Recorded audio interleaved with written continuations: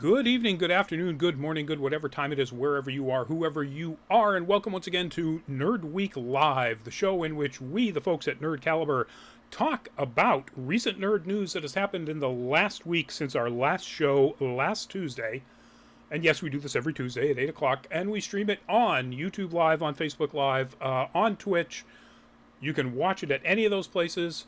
And I was about to start talking about how you can comment on it, but I'm going to let my co-host for the evening tell you all about that. Lewis, introduce yourself if you would.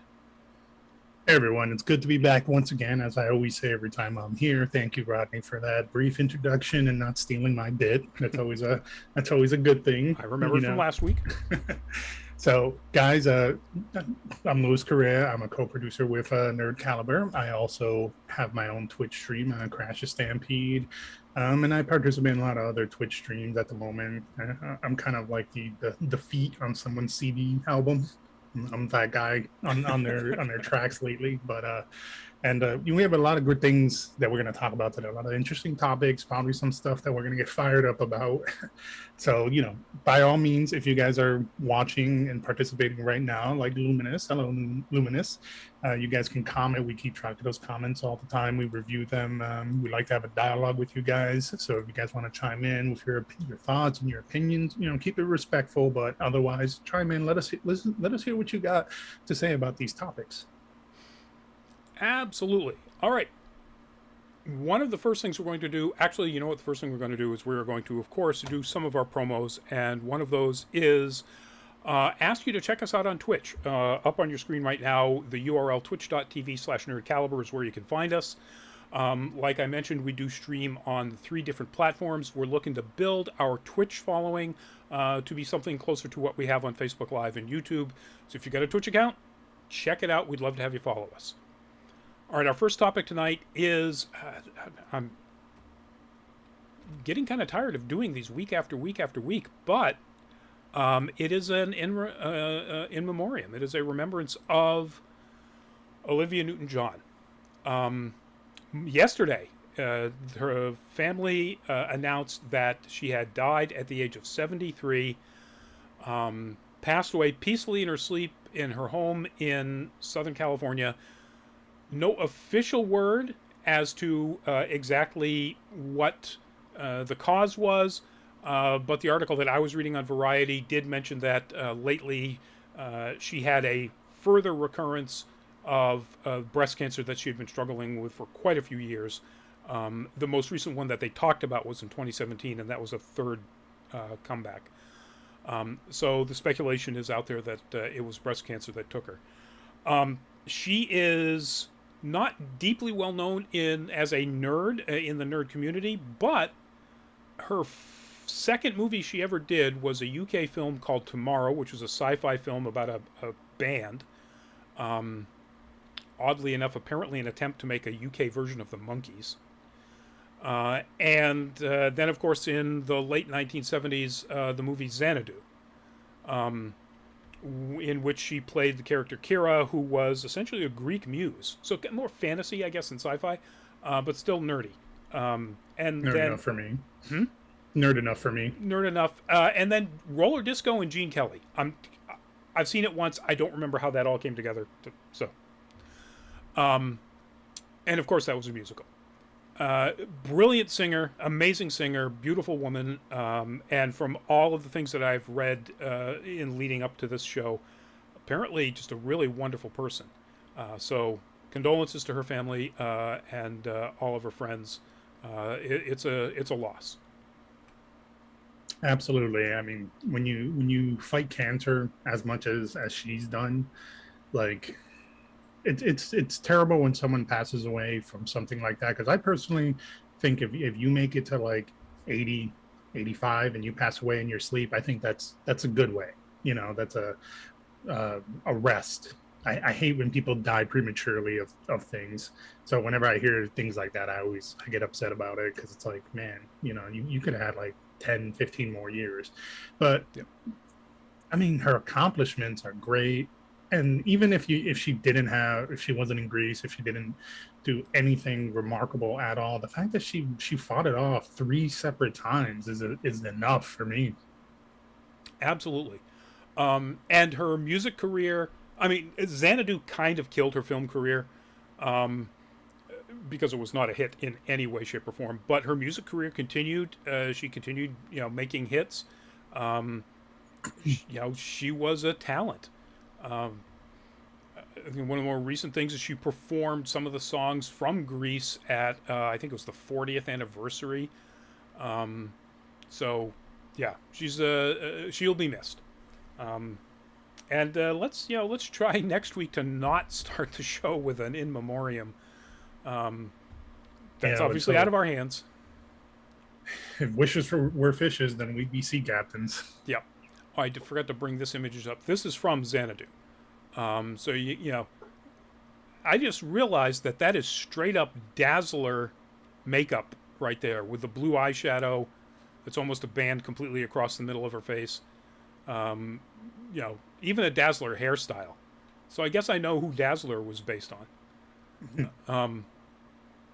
Anyway, moving on to better news for sure. And for people of my age, much more interesting news. That is Matt Frewer being made up to portray Max Headroom back in the mid-1980s. And the news is that AMC is rebooting the Max Headroom series, the drama series that was on ABC for 2 seasons, with Matt Frewer playing, oh God, I can't remember the name of the reporter, his reporter character. Anyway, playing the character that is also Max Headroom. You'd have to watch the original movie or watch the series when it happens to find out how that happens. It's pretty interesting. But here's big surprises. The showrunner and primary adapter, or primary writer, is Christopher Cantwell, who did *Halt and Catch Fire* and the currently airing Amazon series *Paper Girls* as a showrunner and executive producer. And one of the production companies is Elijah Wood's production company. So, that's a pretty solid pedigree. Yes. I don't know. Lewis, did you ever encounter any of the Max Headroom stuff? I can tell you, the minute you said Max Headroom, I recognized it. I remember I want to say there was a cartoon too. Like a very brief Max Headroom cartoon. There might have been. It was like sandwiched between like laser tag cartoon and also it was in Back to the Future 2. Yeah, so he apparently has appeared as Max Headroom as in BoJack Horseman and Agents of S.H.I.E.L.D. of all things. Yeah, I remember him from Back to the Future. He was in the diner in the future, selling them the Pepsi. Oh yeah, yes. And then this will probably really blow your mind. I remember him not as Max Headroom. I remember the actor from the remake of Day of the Dead. I want to say it was with Vin Rames. It was the mall one. Yeah. It was he was there with a young girl, and he was bitten. Yes. And he's like, I don't want to leave you alone. And I was like, oh my God. And he just turns into a zombie in front of her. He was also Trash Can Man in the original miniseries of The Shining. Yes, he was, and he was fantastic in that. Oh yeah. I'm a big fan of Matt Frewer. I think anything, and basically he doesn't look any different than this, except the lines are deeper and he looks older. Yeah. He got a few wrinkles in the snout, and maybe a little bit of hair went south, but never. Yep. So I'm looking forward to this. I liked the original series. If you ever get a chance, I don't know where it's airing, if it's airing. I bet you I could find it on YouTube. You probably could. It might even be on Disney Plus because it's an ABC property. But if you get a chance to watch the original, it's really solid. It has Amanda Pays, who was one of my absolute crushes in 1980s television. She was in the original Flash with John Wesley Shipp. She's just, absolutely wonderful actress. It's a fun. It's a fun series. Very deeply satirical. Not to take this as a promotion for any streaming service, but if you wish to watch the original series of Max Headroom, it is currently airing on Tubi. Oh, there you go. Good for Tubi. I guess that makes sense. Hence the name, Tubi. Just announced. No idea when this will happen. I'm trying to think how deep into it says it is. It doesn't say this is an exclusive from Deadline, so apparently there hasn't been any actual confirmations for this stuff. So they don't have dates or anything like that. I'm guessing it's nothing we're going to see for a couple of years. Yeah, I'd give it like 2 years. Yeah. Maybe. But I'm looking forward to it. Yes. Speaking of things I'm looking forward to that may or may not happen.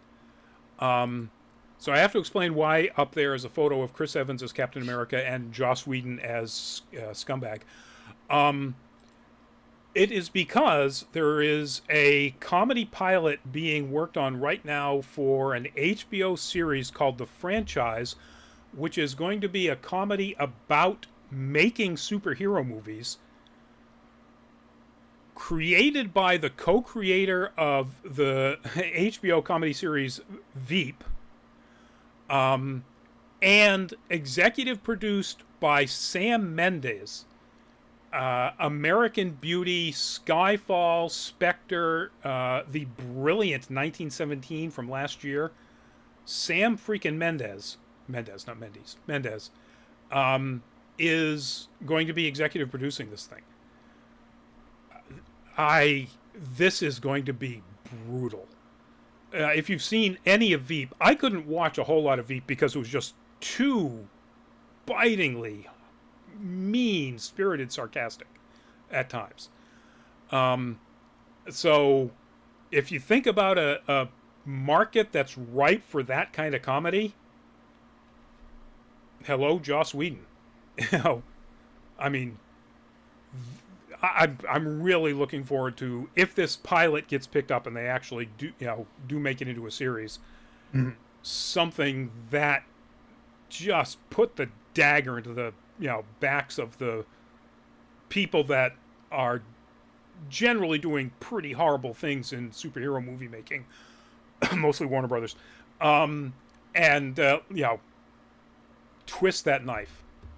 So I would say Warner Brothers and Marvel. I mean, Marvel really is burning it at both ends with their creators. That is true. In fact, just today, as I was looking stuff up here, there was an article that got posted up that apparently the VFX teams behind Endgame found out that the movie had been moved up 1 month. So they had 1 month less to do any of their VFX work on the press release that was sent out. They weren't told. Oh, I believe it. There's been some talk about the CGI with She-Hulk and how like their time was cut in half and they were given like 14 to 16 hour days to rush doing the CGI on that, and it's like it was just disastrous for them. Like it looks great, but it's only when like initial reaction to the trailer was like she looks very uncanny valley, terrible, that they kind of like slowed it down a little bit to give them time to tweak. Yep. But even the director was talking about it. Yeah. And I got to wonder whether or not this isn't Marvel, and it's not superhero, but I got to wonder if that's why they kicked off the premiere of Andor, the Disney Plus Star Wars series, for a month. They moved it from late August to late September. 3.5 weeks or something like that. Because maybe they knew that this VFX teams were being worked to death and needed more time. Probably. I hate to, paraphrase David Zaslav of Warner Brothers Discovery, but, he said, we're not going to release any movie until it's ready. So. Yeah, I've heard that bullshit before. Exactly. And we'll be talking about that later on today. Exactly.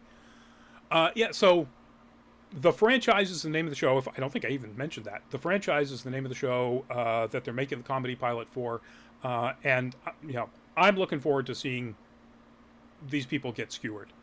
All right, moving on to our next topic.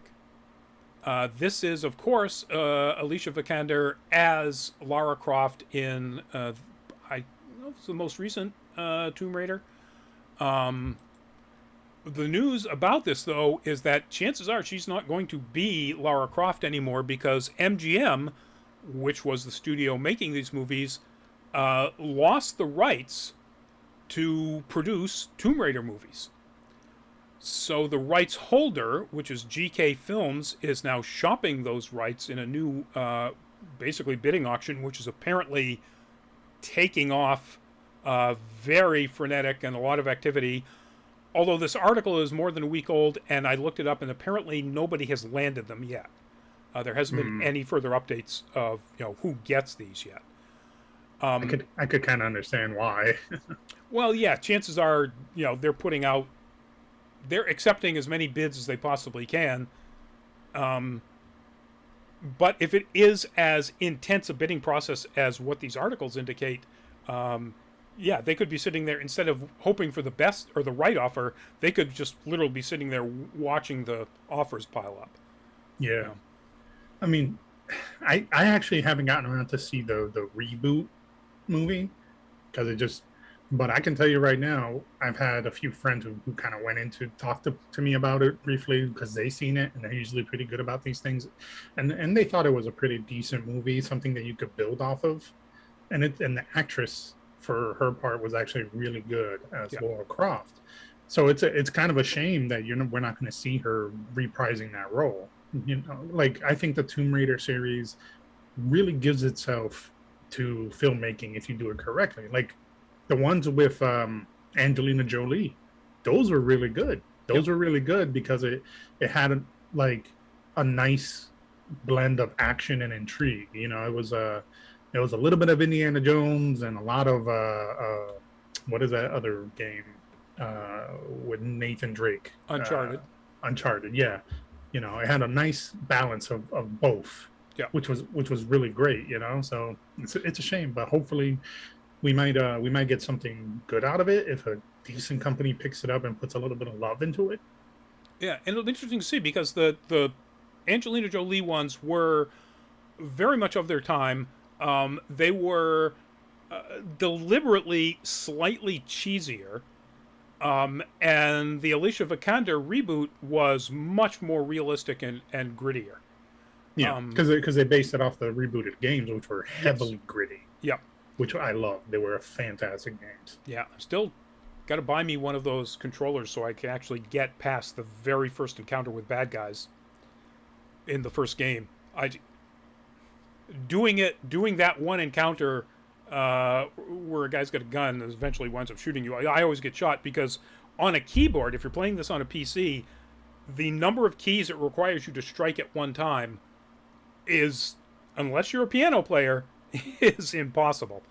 Yeah, I don't any game that I think is a port from a console or has controllers, like if it's not a multiplayer game, it's single player, I'll chill with a controller. I don't got that problem. I don't got that ego of a PC power player. Yeah, I always haven't. The only reason I haven't picked up a controller is because every time I play any console, I suck at controllers so bad because I've never played them. I have no, hand memory with doing that controller scheme. So, but it's intuitive. You'll pick it up. Oh yeah, no, I'm sure it is, and I'm sure that once I get that curve, however many buttons I have to press on something that I'm holding like this is a lot different than Yeah, it'll be like X, Y, A.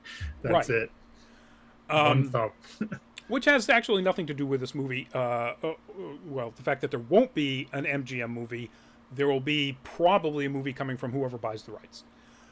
So we'll stay on this. We'll keep paying attention to this auction because somebody's going to get it.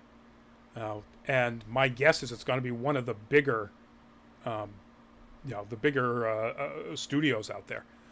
And by the way, if you haven't seen that movie and you aren't familiar with Alicia Vikander's work, watch Ex Machina.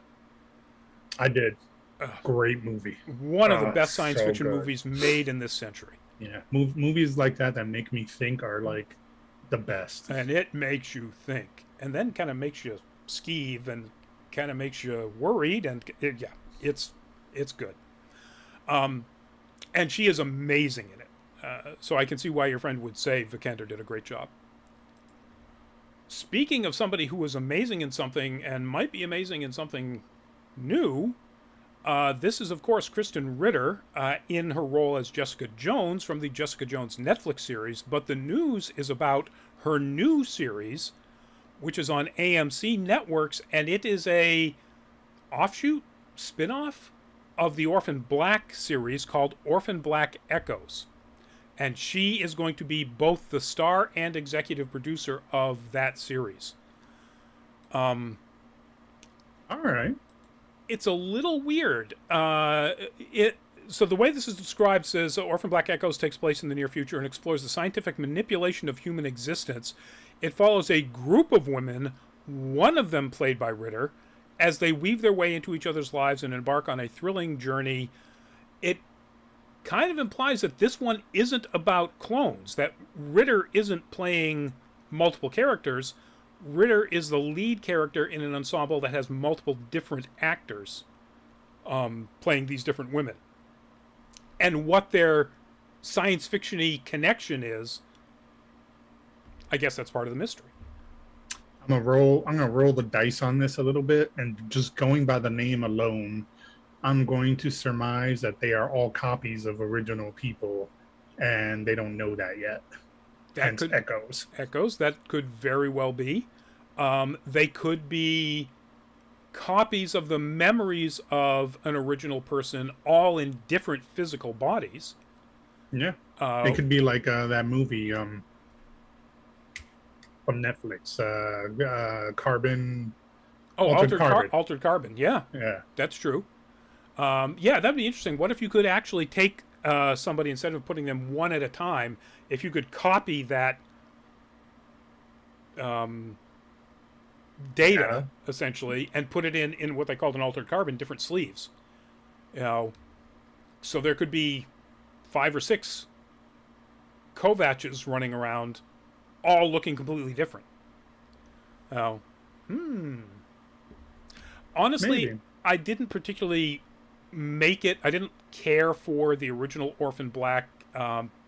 Partly that was because of the writing of the first couple of episodes.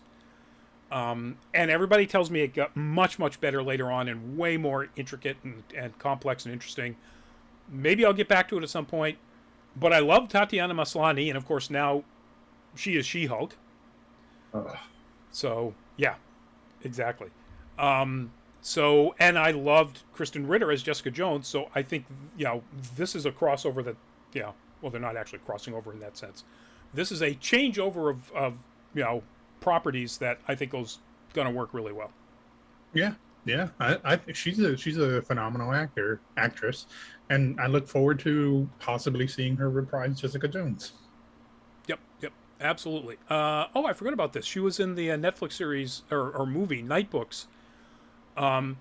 She was really good. She was appropriately creepy as basically a witch, but also marginally sympathetic. Ultimately not. She's definitely the villain of the piece, but she did a pretty good job. All right. Let's talk about, yet again, Warner Brothers Discovery. The image I put up there, just because it's, an example of the last time they tried to do what they're saying now here, is an image from Justice League, Aquaman, and Flash. But the news is that after all of the horrible news of last week, of cancellations of Batgirl and Scoob Haunted Happenings and all of the other stuff that they announced, in their earnings call last Thursday, Zaslav said that, I'm trying to think, I want to use the exact quote here, "We have done a reset. We've restructured the business where we're going to focus where there is going to be a team with a 10-year plan focusing just on DC. We believe we can build a much more sustainable business, and then goes on to describe it as, quote, very similar to Marvel Studios head Kevin Feige's approach. I mean, I don't know where to begin actually with this bullshit. All right, I'll begin with this. It didn't work when you had a really dedicated person in charge trying to craft a vision, whether you like his vision or not. Zack Snyder knew what he wanted out of what is now called the Snyderverse. And he got a couple of movies, well, 3 movies out of it, sort of. 2.5, and then his own follow-up. Anyway. And then look what they did to that. Studios who say they're going to give somebody control like this are never, and particularly Zaslav, are never going to keep their hands out of it. Not going to happen. Never. They might do it for 1 movie, maybe 2, but the minute the numbers start not crunching the way they want, that's when they start stepping in and saying, maybe we could cut this and maybe we could tweak that. And you know, the Midwestern test audience that doesn't like any of this shit to begin with, but we always hire to review these movies. They don't like this person, and this person is black. You know, like it's too. They get too involved in the overarching like plans. Yep. And then they chop it up, and then the person who catches the flack is always the director. Yep. Well, yeah, and that's the problem. So, Marvel didn't have a 10-year plan. Marvel didn't have a plan until the last, basically, 4 years of the first 10 years of the MCU. They have one now because they're at a point where they know that if they have something that isn't quite as that performs as spectacularly as, say, Endgame, they kind of don't care. You know, if, you know, Multiverse of Madness only makes, you know, 200% profit.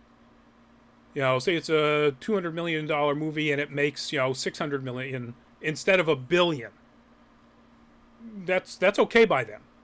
Yeah. You know, because they know that their plan is going to ultimately lead to, just like the stock market, if you look over 10 years, you know, maybe some of this, but always this way. And we now know that the end of Phase 6 is going to be Avengers, the Kang Dynasty, and Avengers Secret Wars. So they know what they're going to be doing to get to there. And they know those 2 movies are going to be multi-billion-dollar movies. There's just no way around it. Luminous, going back a topic here, counting down to She-Hulk. I'm also enjoying Paper Girls, thanks to the Nerd Caliber review. Thanks for mentioning that. Go to the website, folks, nerdcaliber.com. A bunch of reviews up there, including Paper Girls, which is currently airing on Amazon. They're all spoiler-free. I get into a little bit of the why the show stays consistently good over the course of the entire run without giving out any spoilers. But it's a good show. You should be watching it. But yeah, so getting back to this Warner Brothers. So, Lewis, I think you're 100% right. I think that there's no chance that these guys aren't going to, if you'll pardon the expression, piss in the Cheerios of the directors 2 movies out tops. Yeah. It's just it's their way they do things, and like they keep pushing these kind of scenarios like I'm trying to think of a good example here, like Justice League or the previous movies. Like, you don't have to be grim dark. Like, I know you don't want to be Marvel, but you don't have to be grim dark either. Yeah. The blue filter, everyone who knows me knows I can't stand the goddamn blue filter. Like, it's too much. When you put it layered on everything, it loses its effect. And when you're trying to be serious, the blue light says the filter man should with the not blue be light in his background. Oh, it's red now. Never mind. Color changing. Color changing. And also the guy who loves Fury Road, which uses the exact opposite of a blue light filter. And And not only did they use the exact opposite of a blue light filter, they reshot the movie or they re-edited the movie to not have any filters and then re-edited again to have it in black and white only. Yep. Yeah, if you don't like that hyper the vibrancy added to the orange, which is basically what they did, Yeah. which I think makes it look outstanding. That sandstorm scene is mind-boggling. It's so good. Yeah. The blue yellow is the apocalypse filter. Yeah. You always see them in like apocalypse movies, or like you'll see it probably a lot in the upcoming Fallout movie or a TV show. And Yeah. then, you know, the blue dark is always like sad, grim dark. And like you can definitely overuse it, like that vampire movie. Oh, Morbius? No, not Mobius. The other one with the woman. God, I'm having a bad day with movies Yeah. today. Yeah, I'm You usually sounded like more like spot me. on. The one with the woman. Something Rise of the Lycans. Oh, Underworld. Underworld, yeah. In Rise of the Lycans, they brutalized that movie with the blue filter. You could barely see anybody in any scene that's at night. Yeah. Yeah, I'm just look at the background. Now, granted, they are inside a plane. I think it's Wayne's plane that's taking them to Russia. But there could be all sorts of interesting different colors inside a plane, and it's blue with maybe a hint of green. Yeah. Yeah. And I'm going back to them, like they hired this guy to take over management of the merging of HBO and Discovery and all of that. But then he fires a whole bunch of diversity people and hires a whole bunch of old white dudes from Discovery to helm this stuff. And I'm gonna be real here. People, you can be mad about me if when I say this, but old white dudes need to go. Like, you don't got to get rid of all of them. I'm not saying every old white dude is bad, but like the vast majority of these people at the top who are old white dudes just give a shit about money. Yep. They don't give a shit about anything else. And it's what makes it worse is they care about money, but then they care about the status quo from 40 years ago. Yep. They don't want anything new or different. They want to just rehash the same old safe ideas that they've had for 40, 50, 60 years. And they want to pander to people who are the loudest minority, but also the diminishing capacity of the people who exist now. If you're making these DC movies, you need to be making these movies for the generation that came after me and the generation that came after them. Don't be making movies for the 60-year-old person who's not going to go out to the theater to watch them anyways. Yep. Yeah. No. And on that point, in addition to firing a whole bunch of people within the executive suites of Warner Brothers, Zaslav fired a significant chunk and all of the representation that is non-white on the board, and brought on all old white guys to replace them. Now, again, I sort of made this complaint last week about Batgirl and, how, it's just really bad optics to cancel a movie that is essentially done, that was starring a Latin star and directed by 2 Muslim directors. When it's ready to be put out, and so just change your mind. Don't put it on HBO Max. Put it in theaters. I'm sure you can find a slot somewhere. The Warner Brothers calendar isn't that loaded. Yeah. But no, it's going to sit on a shelf. Apparently nobody's ever going to see it. If they cancel Blue Beetle, which might happen. I believe it's filming in Puerto Rico right now. It was Puerto Rico or the Dominican? I can't remember. What could you possibly say if they cancel a movie that is about a Latin character, starring a Latin actor, directed by a Latin director, with a predominantly Latin cast. You know, Yeah. Like with Batgirl, you can be dodgy and say, well, it wasn't filmed really well. It was low budget. I've heard all these reasonings already. It was low budget. It wasn't filmed. It was only designed for HBO Max and putting in the theater. Blah blah blah. Whatever. I'm willing, often enough, to give the benefit of the doubt. Whatever. You canceled it. It sucks that I'm not going to get to see it. Batgirl's one of my favorite characters. Whatever. But if you cancel the Blue Beetle, then that's your agenda. Yep. Because if you cancel these two movies with minority leads, but you keep Ezra Miller, and then you, in your press release, you're like, oh, but the Flash movie is phenomenal and blah blah blah. I don't want to hear shit from you because you're not looking at my interests. You're looking out for bullshit. And he has, on record, to my understanding, talked about how he wants to return to status quo and white men are like oppressed now. And there's a whole lot of stuff that he has said over the years that are very questionable.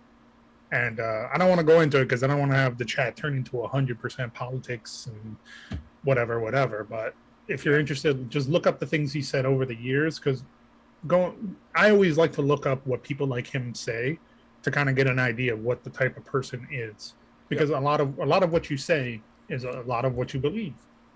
And 10 years ago, I kind of stopped that at like 7 years. I go back as far as 7 years, and that's it. Yeah. Yeah. No, Zaslav has said some really not very modern things. Let's put it that way. Yeah. Luminous. Kevin Smith said there was going to be a DC anthology show, but the Discovery folks have canceled it. Kevin was going to make an episode about Bizarro. Yeah, I'd read that too. They've canceled an awful lot of stuff on HBO Max that was in production. And part of that is because apparently HBO Max and Discovery Plus are going to merge into a single streaming platform, which will cost more than either of the two do currently, which means that to get to any of the shows that they are now not going to make that I wanted them to make anyway, or movies like Batgirl, which is supposed to be on HBO Max, I've got to scroll through yet another Naked and Afraid or, Toddlers and Tiaras marathon. It's like, fuck that garbage. Apparently with the merger, it'll be 3 tiers of purchase, ad supported, mid ad, and then free. Right. Free, because there'll probably be ads anyways. And then they're going to be bringing over the catalog of Discovery, which is largely shitty-ass reality shows. Yep. So what that basically means is I'm getting rid of a streaming service, and I'm not going to complain because I pay for more than enough streaming services as it is. I mean, for review purposes, I've got to keep... Laughing Jack, hello. Why did they hide that for review? It's the cat thing with the nose and the whiskers. Mm-hmm. Okay. Anyway, welcome to the show, Jack. We're actually just about to move into our last topic. Well, I think we're kind of done. Complaining about how Discovery I garbage. don't want to use up all my complaints now, because I feel like I'm going to be complaining a lot in the next year or two. Speaking of Warner Brothers and Zaslav's dedication to how good the Flash movie looks, Ezra Miller back in the news. This time he has been charged by the Vermont State Police with felony burglary for robbing liquor bottles out of a house in Stamford, Vermont, where he has a farm, where he has a house. Hey. What is wrong with him? Now, granted, I don't know where nobody knows, I guess, where he is. Of course, somebody knows where he is. But this happened back in May, which was, according to most reports, the last time he was in Vermont. which is when all the reports about him flashing a gun essentially to the parents of an 11-year-old. Anyway, stop him. Somebody stop him. You know, he's got people with him who are in danger at this point. There is no question, if he's walking around with body armor and a gun, which is what he had back in May in Vermont, you know, the people who are with him are in danger. Because he might just decide to, you know, get sick of all of this, you know, Sturm and Drang around him and go out by cop. Yeah. I just... They seriously need an intervention, like a hardcore... Sorry. Yes, thank you. That's all right. I was trying to subtly remind you, but hey, no worries. I make that mistake all the time too, so it's whatever. Yeah, they need an intervention. They need a serious... Someone needs to step in and put an end to this, and it doesn't need the support of the CEO of Warner Brothers to be cheering them on in that regard. And it's absurd what they're getting away with. Like, I hate to bring it to that level, but if it was someone like me, I wouldn't have never made it this far. Like they're just walking into people's houses now and just stealing stuff and going bananas and having people like in his weed farm with guns around the house, just laying on the floor for children to grab. Like, it's boggling. It's mind-boggling.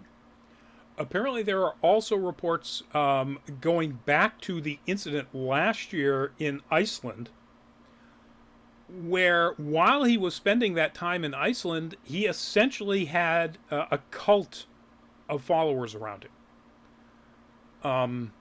Now, this has not been substantiated other than the one or two reports from people who were involved in it. Harry, welcome to the show. We're at our last topic, and, you know, surprise, surprise, it's Ezra Miller again. They were, dang it, they were essentially having a cult around them. If that is true, that is just more evidence of the fact that they are a danger to the people that are in that circle close to them, particularly Iron Eyes. Gilbert? I think it's Gilbert. Yeah. One article I read rounding up all of this consistently used Gilbert's previous name, which I don't, and it was from something like Rolling Stone or something like that. I'm like, why would... Yeah, that's weird. Yeah. But... And if you're going to have your cult, man, just be like Leto and just do it on an island somewhere. Like, like, don't go traveling around like a mad person just causing all this nonsense. And like, be Leto, be like Leto. Yeah. Go on an island. Only time that will be said on the show. Yeah. Warner Brothers... I don't know that Zaslav is so much encouraging so much as he is absolutely doing nothing to discourage any of this behavior by, you know, in any way doing anything to the release of the movie. They are still planning on releasing The Flash in October 2023. But like, I'll counter by saying that it's kind of bullshit, because the Batgirl, they're upstanding individuals who haven't done anything bad. All these other movies that were shelved just because, like, $90 million, whatever, that don't matter to us, right? But you're hard on about releasing the Flash movie. That's where you want to like release that, the person who's problematic in so many different ways and is on the verge of getting federal charges slapped against them, and you're just like, man, but this movie, this gotta be the movie that come out.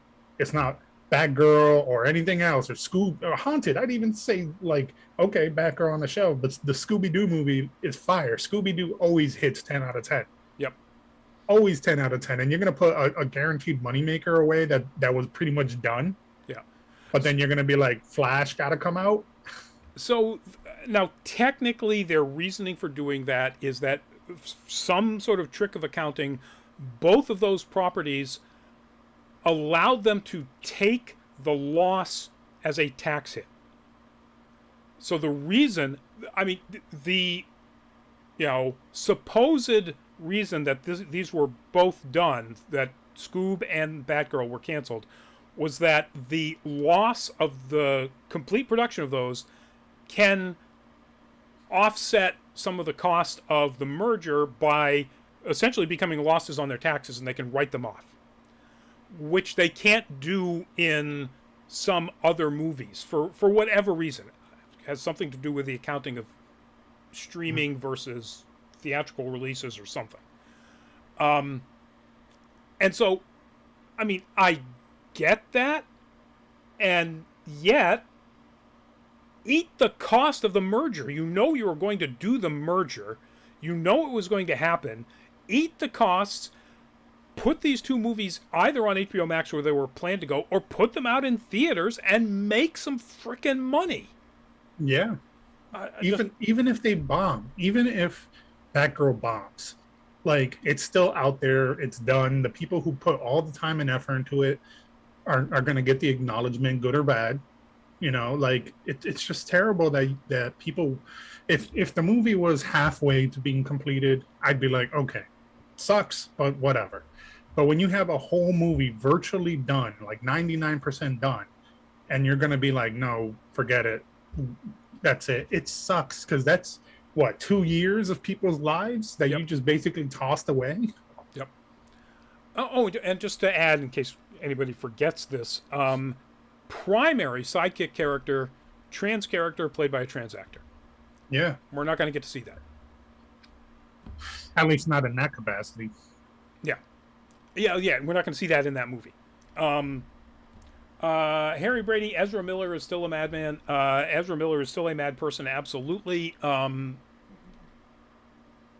There is something not right there. They need an intervention. They need a serious intervention. I mean, I think they clearly need therapy, and before they get that therapy, they need to be stopped. Yeah. Warner Brothers, pay me $20 million. I'll set them straight. I'll give them the back of my hand real quick. Give them the back of my hand real quick. Yeah, just make sure you do it when they're not strapped. Yeah, I'm not going to say it. Anyway, let's please get somebody to step in there and get Ezra Miller the help they need. And God, I know I'm not going to. After Game of Thrones, or House of the Dragon, I don't see any reason to have HBO Max. Maybe if this series, the franchise, is good, but I knew Discovery was going to ruin it. I knew they were going to ruin Warner Brothers, and so far they are living up to my expectations. Yes, sir. The things that they are going to release were essentially already pre-planned out and done. Black Adam, Warner Brothers Discovery, and Zaslav has nothing to do with that whatsoever. Shazam, Fury of the Gods, same thing, nothing whatsoever. And so Zaslav, you're in a position to step in and do something about the Flash movie. Show that you're not what you seem to be, is an old white guy that doesn't give a crap about anything except money. Anyway, that's enough ranting for the night. Do you think we're done, Lewis? I feel like I got that little bit of energy out. So. All right, good. Folks, thank you very much for joining us tonight. That is it. We're going to leave you with our last promo of the night, and that is, of course, to please do check out our Patreon page, patreon.com/nerdcaliber, on your screen right now. We'd love to have you as a patron. Help us get to more cons. Speaking of which, Lewis, where are we going to be this weekend? We're going to be at Boston Expo. Anime Boston? Fan Expo Boston. I always confuse it with Anime Expo for some reason. Always in my head.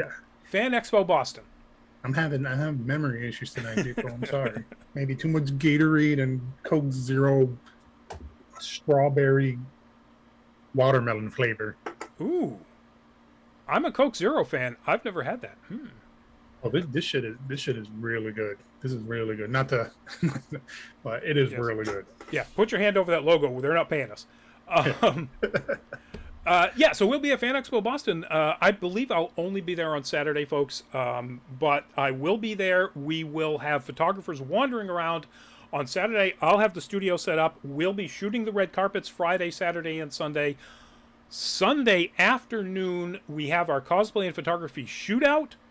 If you are a photographer or a cosplayer and you want to participate, it's a load of fun. We randomly team up cosplayers and photographers, randomly pick a topic, and then send those teams out to get their best images that they can that exemplifies that topic. They come back, our panelists talk about what is good, what worked, and then we pick a winner, and the audience picks a winner. Prizes. So, Luminous. It is awesome. I recommend Last Week Tonight on HBO Max. Okay, yes. It is hell of an awesome time, and I'll be there on Saturday as well. I'll be assisting with some Nerd Caliber things, but also I'll be participating with Zombie Leader, raising money for charity, dressed as a ring wraith, which is going to be a hell of a lot of fun. So spooky, and very tall, so extra spooky. Hell yeah! And I got my rider boots, so nice, full garb. Awesome, very cool. Can't wait to see it. All right, folks, we'll see you at that con. We'll see you at another upcoming con, or we'll see you at next week's show. Please do stay safe out there. There are reports coming out of Gen Con of waves of COVID infections, like waves. People who have come out of Gen Con that are asking people to go get PCR tests right now, because so many of their friends have reported getting COVID after the convention. Yeah. I know a few. Wear a mask. If you're going in a large enclosed facility with a bunch of nerds, or anybody, wear a mask. Anyway, Lewis, give us a good night, please.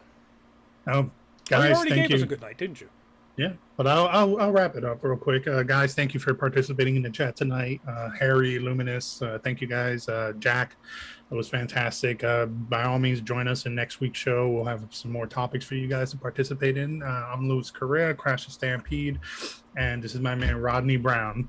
Rodney, can you give him a little bit of what you do real quick before we... What I do, I'm the editor-in-chief of Nerd Caliber. Didn't I say that at the beginning? Maybe I didn't. I think I skipped over it. Yeah. Wow. Yeah. Everybody got to know El Jefe. Editor-in-chief of Nerd Caliber, first-person shooter on Facebook and Instagram as a cosplay photographer, which is what I'll be doing this weekend, and Burley_adopter on Twitter, mostly where I rant and rave about things. We will see you at one of those upcoming shows, and do please check out nerdcaliber.com, where you can see all of these reviews, things that Luminous have been mentioning about a lot of the stuff that's that has dropped recently in the nerd entertainment community. Luminous says avoiding COVID is why I'm not going to Fan Expo. Yeah, I'll be masked up all the time. We'll hope to see you at one of those cons. Good night and bye-bye.